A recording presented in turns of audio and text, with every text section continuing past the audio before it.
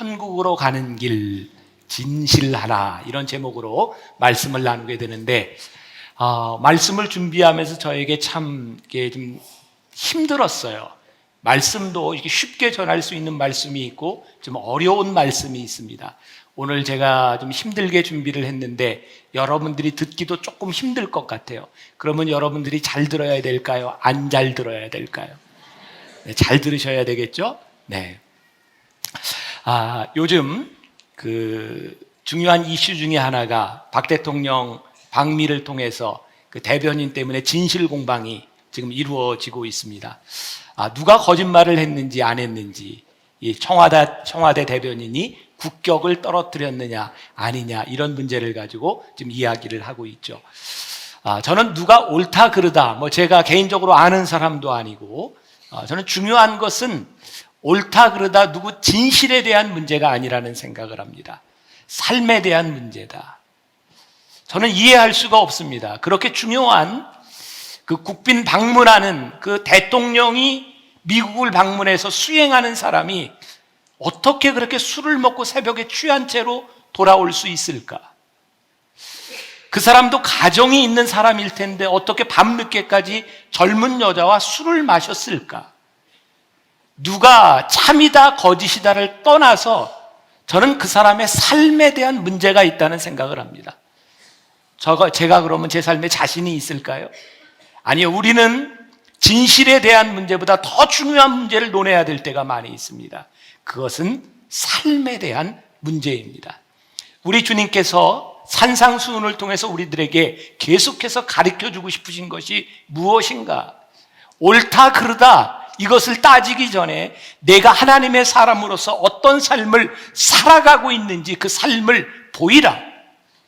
또 예수님은 하나님을 믿는 사람들이 살아가는 삶이 바리새인과 서기관들과 어떻게 달라야 하는지를 우리들에게 분명하게 말씀하고 있습니다. 우리 믿는 사람들이 진실해야 될까요? 안 진실해도 될까요? 진실해야 돼요. 이거 모르는 사람 아무도 없습니다. 그러나 진실하다고 하는 것, 하나님 앞에서 흠이 없다고 하는 것이 무슨 말일까? 우리 중에 티 없이 누가 깨끗한 사람이 있을 수 있을까? 결국 우리 중에 깨끗하다라고 말을 한다면 깨끗한 척 위선을 부리는 것은 아닐까?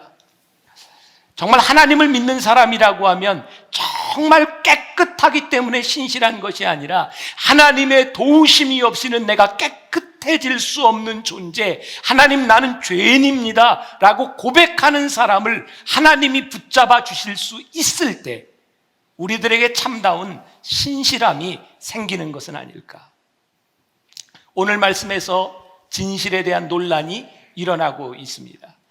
바리새인들과 서기관들은 예수님이 율법을 어겼다라고 하는 것이고 예수님은 아니다, 나는 율법을 완성시키러 왔노라 라고 말씀하고 있습니다. 결론부터 이야기하자면 오늘 본문 20절 다시 한번 보겠습니다. 한 목소리로 봉독합니다. 내가 너희에게 이르노니 너희 의가 서기관과 바리새인보다 더 낫지 못하면 결코 천국에 들어가지 못하리라.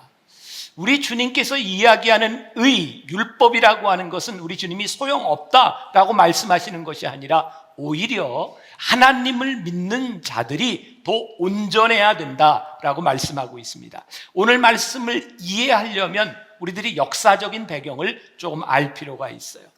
이스라엘 백성들이 범죄함으로 인해서 북이스라엘과 남유다가 다 망하게 됩니다.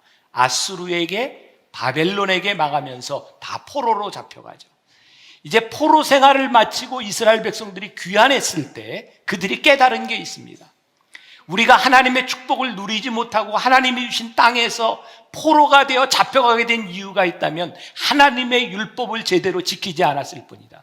그래서 포로에서 귀환된 이스라엘 백성들은 율법을 잘 지켜야 되겠다고 생각하고 율법에 대해서 강조하기 시작합니다.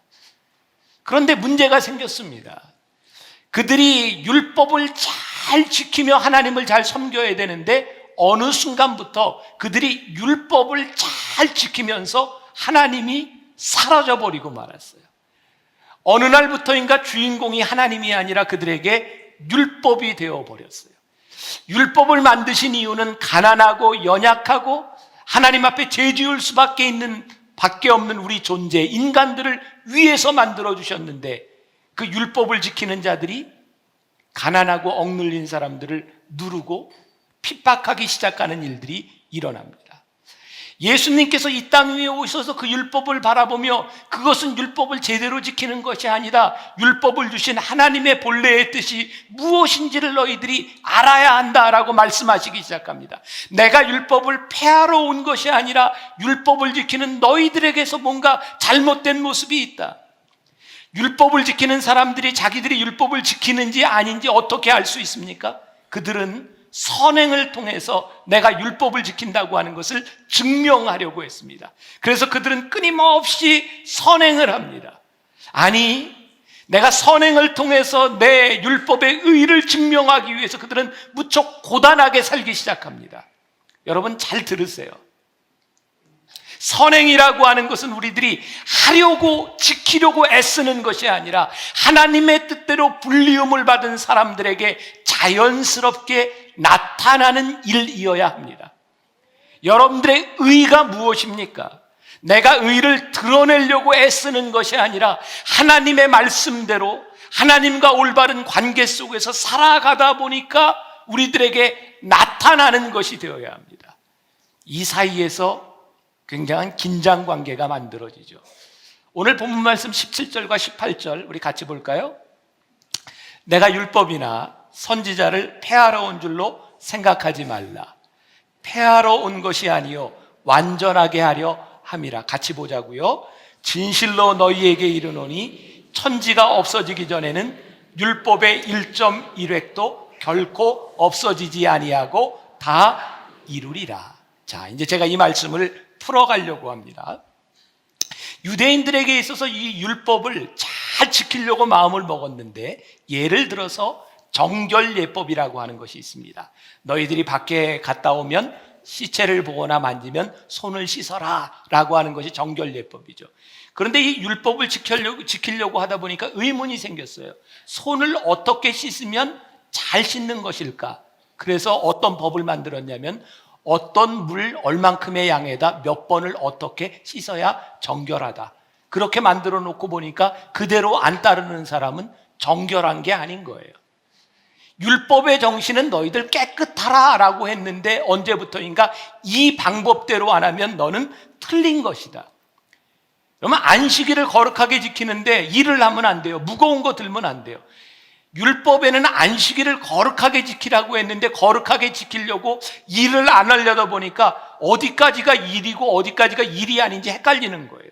그래서 무화과 열매를 기준으로 해서 무화과 하나를 드는 것은 일이 아니고 그거보다 무거운 걸 드는 것은 일이다. 걷는 데 있어서요 2000규빗, 이게 한 규빗이니까 아마 1km가 조금 넘을 것 같아요. 2000규빗까지 걷는 것은 일이 아니고 2000규빗을 더 걸으면 일이에요. 참, 그래서 사람들이 법을 이렇게 만들어 놓잖아요. 그러면 법을 어기는 지혜가 생겨요. 그래서 5000규빗을 걸어야 되는데 주일날 걸으면 안 되잖아요. 그러니까 1900규빗쯤 걷고 쉬어요. 그리고 다시 걸어요. 그러면은 그게 일이 아니에요. 그래요? 아무튼 사람들이 그렇게 지키기 시작합니다. 이 미시나 율법을 지킬 수 있는 그런 세부적인 것, 밥을 먹는 데 있어서도요 그냥 식은 밥을 먹으면 일이 아니에요. 근데 식은 밥을 데워 먹으면 일이에요. 안식일을 지키는데.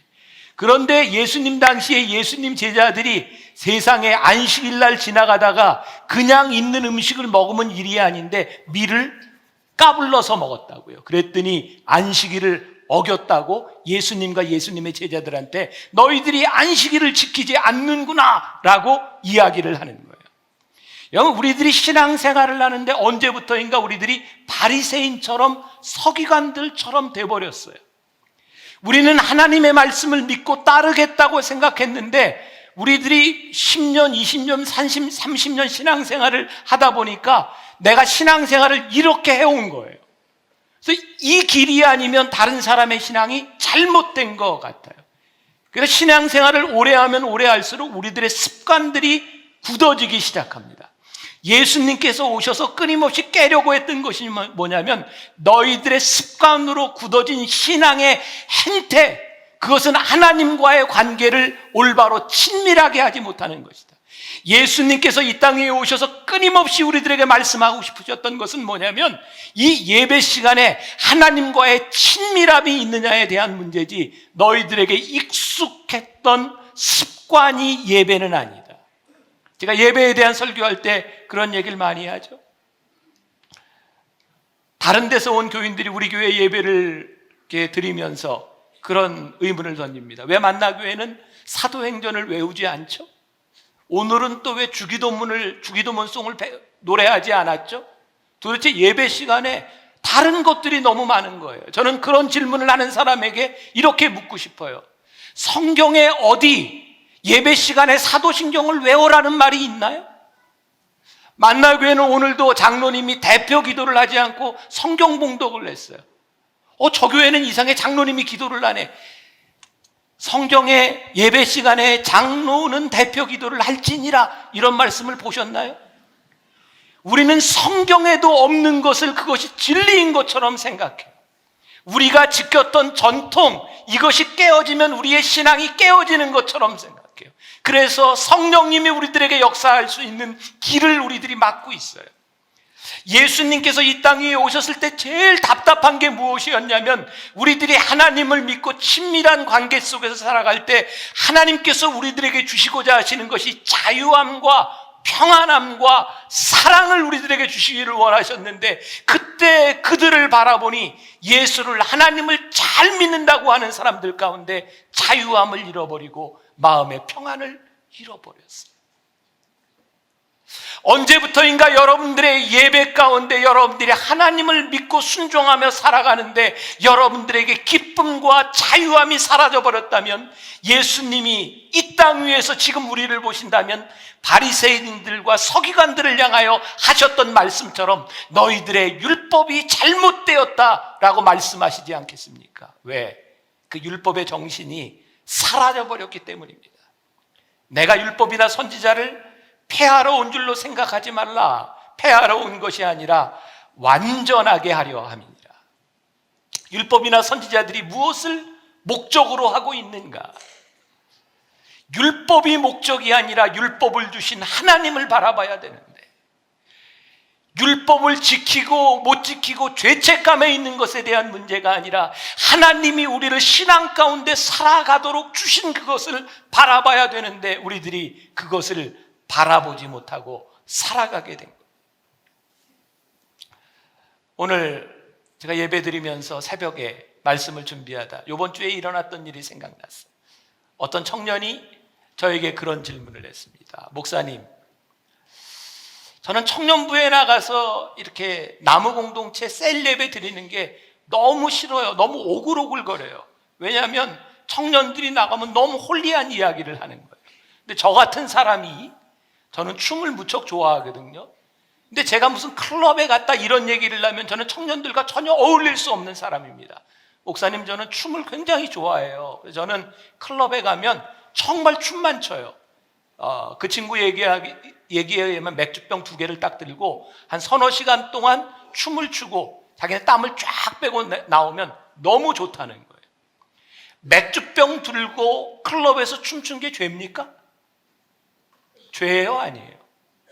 죄 아니에요. 성경에 어디에도 맥주병 2개 들고 춤추면 죄다, 이런 구절 없습니다. 그러니까 사람들이 많이 그런 얘기하죠. 술이 죄입니까? 술 취하는 게 죄지. 우리는 참 많은 그런 이유들을 가지고 있습니다. 그러나 제가 그 청년에게 이런 이야기를 했어요. 클럽에 가는 것을 죄라고 할 수도 없고, 춤추는 것을 죄라고 할 수도 없고, 맥주병 2개 들었다고 죄라고 할 수도 없지만, 네가 그곳에서 술집, 그 클럽에서 춤을 추며 너는 하나님의 사람이냐? 그것에 대해서 네가 예스라고 대답을 할 수 있다면, 다른 어떤 곳에 가서 무슨 짓을 해도 네가 하나님의 사람일 수 있고 너에게 믿음과 하나님의 친밀함이 살아날 수 있다면 그것은 문제가 없다. 어제입니다. 아마 지금 여기서 예배드리고 있을지도 몰라요. 저희 교회 다니시는 어른 중에 하나가 제가 어제 운동을 하고 이렇게 걸어오는데 담임 목사님 하고 인사를 하시는데 전 그렇게 용기 있는 분 처음 봤어요. 친구들과 함께 술을 먹는 술자리에서 저에게 인사를 하네요. 담임 목사님. 여기 계실지 몰라요. 2부 예배 계시는지 3부 예배 계시는지. 근데 저는 그걸 보면서 둘 중에 하나라고 생각을 했어요. 저분이 아무 생각을 안 하셨든지 아니면 술 먹는 게 전혀 껄끄러움이 없든지, 목사님이 봐도 하나님이 봐도 나는 한 점 부끄러움 없이 술을 먹습니다라고 생각을 했더니, 저 진짜 그런 생각해요. 술 먹는 게 죄는 아닙니다. 술을 먹는 그 순간에도 내가 하나님과 관계의 친밀함에 문제가 없다면 그것은 아무런 문제가 없습니다. 우리들이 생각해 봐야 되고 우리들이 꿰뚫어 봐야 되는 것은 술을 먹느냐 안 먹느냐, 죄를 짓느냐 짓지 않느냐, 우리들의 규율에 맞느냐 맞지 않느냐에 대한 문제가 아니라 지금 이 순간에 너에게 자유함과 평안함과 하나님과의 친밀함이 살아있느냐에 대한 문제입니다. 예수님은 우리들에게 무엇을 지키라고 말씀하시는 것이 아니라 내 안에 무엇이 있느냐, 관계를 끊임없이 묻고 계신 겁니다. 산상수훈은 법에 대한 문제가 아니라 관계에 대한 문제를 우리들에게 끊임없이 묻고 계십니다. 그것이 신앙의 본질이기 때문입니다. 예수 그리스도께서 이 땅에 오신 이후, 이 율법을 지키는 것 때문에, 그리고 율법대로 사는 것 때문에 하나님을 잃어버린 사람에게 하나님이 누구이신지를, 은혜가 무엇인지, 구원이 무엇인지를 알려주기 위해 이 땅에 오셨어요. 제가 학교박 선생님 365일이라는 책을 보면서 참 재미있게 짧은 글을 보았어요. 제목 인꼬. 인꼬는 남들이 보지 않을 때만 싸운다. 소문 한 번 잘못 나서 참 힘들게 산다. 확 와닿아요. 율법이 이와 같다는 생각을 합니다. 우리에게 율법을 지킬 만한 능력이 없습니다. 그런데 우리들이 언제부터인가 율법을 지키기 시작하며 그 율법을 지키는 것 때문에 힘들게 살아가고 이중적인 삶을 살아갑니다. 우리의 마음의 기쁨이 사라져버렸어요. 인간의 본성은 율법을 지킬 능력이 있는 것이 아니라 법이 있으면 법을 피해가려고 하는 능력들을 발휘하고, 그래서 율법은 점점 우리들의 죄를 더하게 할 뿐입니다. 전적으로 저 개인적인 생각입니다. 저는 교회에 법이 많이 생기면 교회는 은혜가 떨어진다라는 생각을 합니다. 여러분들 오해하지 말고 들으세요.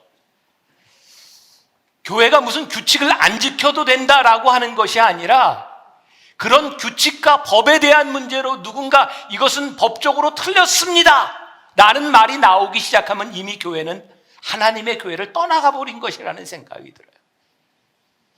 제가 2부 예배 드리면서 바로 제 앞에 그 판사님이 제 눈에 보이더라고요. 제가 물어봤어요. 진짜 이 법 적용이 잘 되는 게 좋은 나라입니까? 법 적용을 할 필요가 없는 나라가 좋은 나라입니까? 여러분 생각해 보세요. 법이 적용되지 않으면 않을수록, 법이 필요 없으면 없을수록 저는 좋은 나라라고 생각해요. 언제부턴가 교회가 법적인 싸움을 하면서 하나님의 은혜를 잃어버리기 시작합니다. 저는 소원이 있어요. 하나님, 만나 교회에는 법이요 라고 하는 말이 필요한 교회가 아니라 하나님의 은혜가 넘치는 교회가 되게 하여 주옵소서. 우리 성도들의 삶 가운데서 법이 적용돼야 되는 그런 고단한 삶이 아니라 법이 필요치 않은 그 법을 뛰어넘는 삶을 살아갈 수 있는 그런 성도들의 삶이 되게 하여 주옵소서. 법을 지키는 것보다 법을 뛰어넘을 수 있는 것이 훨씬 더 위대한 일이고, 그것이 율법의 완성이라고 예수님은 우리들에게 가르쳐 주고 계신 거예요. 용서가 없는 율법 무섭습니다. 사랑이 없는 공의 너무나 잔인합니다. 용납하지 않는 정죄, 그것이 얼마나 무서운지 아십니까? 자유함을 잃어버린 규칙, 그것이 얼마나 우리를 얽매이는지 아십니까? 율법보다 나은 의, 그것은 우리의 행함을 통해서 자연스럽게 나올 수 있어야 하는 거예요. 여러분들이 지금 들어본 이야기일지 몰라요. 어떤 목사님이 신장 기능이 약화되어서 신장을 이식해야 되는 상황이 왔습니다. 주일날 임시로 강단에선 어떤 목사님이 그 전후 사정을 다 이야기하고, 목사님에게 신장을 기증할 분이 한 분 있어야 목사님이 살 것 같노라고, 여러분들 중에 목사님에게 신장을 기증할 사람이 있느냐고, 제가 이 글을 보면서 저도 묻고 싶었어요. 제가 만일 신장이 필요하다면 기증할 분이 있습니까? 조용하더라고요, 2부 때도. 근데 그때 이 목사님이 물었을 때 교인들이 다 손을 들더래요. 목사님이 이야기합니다. 참 감격스럽습니다. 이처럼 주의 종을 사랑하는 사람이 많은 줄 몰랐습니다. 신장은 이렇게 많이 필요하지 않습니다. 한 사람만 있으면 됩니다. 여러분들 중에 한 사람만 있으면 됩니다. 여러분들의 사랑을 내가 너무 잘 아는데 한 사람만 나오십시오. 제가 여기서 오리털을 하나 이렇게 딱 던질 테니까 오리털이 떨어지는 사람, 그분의 신장을 기증하면 좋겠습니다. 우리 같이 기도하며 하나님의 뜻을 기다립시다. 근데 목사님의 오리털을 하고 불었어요. 교인들이 묵상 기도를 하면서 오리털이 딱 떨어질 때가 되면 할렐루야,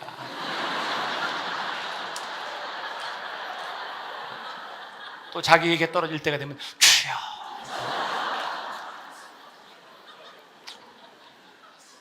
결국 오리털은 아무에게도 떨어지지 않았습니다.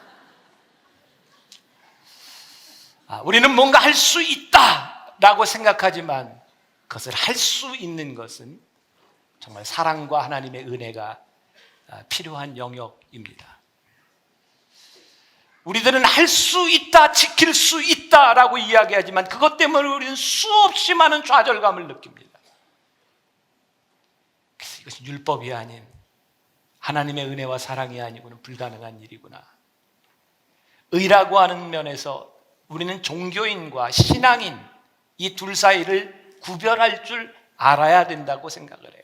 종교인은요, 자기의 품위와 위신, 종교인으로서의 자기를 지키려고 명백하게 자기를 드러냅니다. 종교인들은 아마 오늘날로 이야기한다면 주일날 절대로 골프장에 가지 않습니다. 회사를 다니는 사람이 회식 자리에서 술과 담배를 하지 않을 겁니다. 감히 이렇게 훌륭한 종교인 앞에서 누구도 이야기를 하지 않습니다. 자기 종교적 신념을 지키는데 정말 철저한 사람입니다. 근데 자기에게만 철저하면 좋은데 이 철저함이 다른 사람도 참 힘들게 할 때도 있습니다. 그런데 이 철저함 때문에 이 종교인은 행복하지 않습니다. 내가 이것을 지키는 것이 얼마나 버겁고 힘든지 모릅니다. 내가 예수님을 기쁨으로 받아들이고 구주로 받아들이고 예배했던 때가 있었는데 언제부터인가 이것을 지키는 게 너무 버겁고 힘들어지기 시작합니다. 그리고 언제부터인가 하나님과의 관계가 아니라 자기의 성취에 만족감을 느끼기 시작합니다. 그리고 자기 성취에 대해서 보상을 받지 않으면 견디지 못합니다. 누구에게 보상을 받아요? 사람들에게. 하나님을 믿으며 시작했던 이 신앙이 언제부터인가 종교적이 되면서 하나님과 관계없는 사람들에게 인정을 받으려고 하는 것이다. 우리 부모님들에게서도 많이 나타나는 일이죠. 자식들을 위해서 헌신하고 평생을 살았는데 그 자식이 내 뜻대로 살아주지 못하는 것 때문에 정말 너무 힘들고 가슴 아파요. 부모가 자식을 사랑할 때 자식으로부터 부모가 보상을 바라지 않는다면, 내가 쏟아놓은 그 사랑으로 만족할 수 있다면 상처받지 않을 텐데 그 사랑의 보상을 생각하기에 우린 늘 상처받아요. 종교인은 늘 보상을 생각합니다. 그래서 사람들에게 자기를 드러내려고 하죠. 누가복음 18장에 한 바리새인이 큰 소리로 성전에서 이렇게 기도합니다. 하나님이여, 나는 다른 사람들과 토색, 불이, 간음을 하는 자들과 같지 아니하고 이 세리와도 같지 아니함을 감사하나이다. 일회에 2번씩 금식하고 또 소득의 11조를 드리나이다. 참 잘 살았습니다. 그런데 이 사람에게 끊임없이 허전한 겁니다. 누군가에게 인정받지 못한 것, 그래서 사람들이 듣는 곳에서 성전 어귀에서 나는 이렇게 살았습니다라고 기도합니다. 그 순간 이 사람이 행했던 모든 것들은 종교적인 일이고 하나님과 관계를 떠나간 일입니다. 왜? 하나님의 인정은 이 사람의 삶에 아무런 영향을 미치지 못했기 때문입니다. 신앙인이 된다고 하는 것은 끊임없이 하나님과의 관계에 집중하는 겁니다. 이 의무감, 그것이 아니라 하나님의 뜻대로 살아가는 것 속에 우리들에게 찾아오는 기쁨이 있습니다. 사람들이 인정해 주지 않아도 나에게 찾아오는 그 기쁨이 나를 들뜨게 만들어줍니다. 오늘날 교회에는 하다못해 담임 목사에게도 인정을 못 받으면 못 견디는 사람이 있습니다. 아니, 주변에 누군가가 나를 인정해 주지 않으면 도대체 못 견디는 사람들이 있습니다. 왜일까요? 내가 하나님을 믿는다고 하지만 사실 하나님과의 관계가 끊어져 버린 겁니다. 사람들에게 인정받지 않으면 채워지지 아니하는 이 허전함, 당신은 율법적이고 종교적이라고 하는 것을 말해주는 겁니다. 종교적인 삶은 살지만 인격적으로 하나님을 믿지 않는 것에 대해서 예수님께서 지적하시는 겁니다. 반면에 신앙적인 삶을 산다고 하면서 하나님을 믿는 자로서 지켜야 할 것을 지키지 않는 자들이 있습니다. 오늘 말씀의 핵심이 여기에 있습니다. 요즘 가나안 성도가 늘어난다는 말 많이 들으셨죠? 가나안, 안 나가. 교회 안 나가는 교인들이 20%가 넘어섰다고 이야기를 합니다. 교회가 싫다는 거예요. 나 혼자 신앙생활을 잘 할 수 있다는 겁니다. 그래서 교회를 안 나갑니다. 그게 가나안 성도입니다. 오늘 여기에도 교회 등록을 하지 않고 다니는 교인들이 꽤 많이 있을 겁니다. 왜? 교회 등록하는 게 귀찮고 싫고 나는 하나님과의 관계를 잘 유지할 수 있어. 헌금의 의무도, 구제의 의무도, 봉사의 의무도 나는 다 필요 없어. 나는 하나님과의 관계만 바로 되면 돼. 오늘 예수님께서 하시는 말씀이 뭔지 아세요? 웃기지 마라.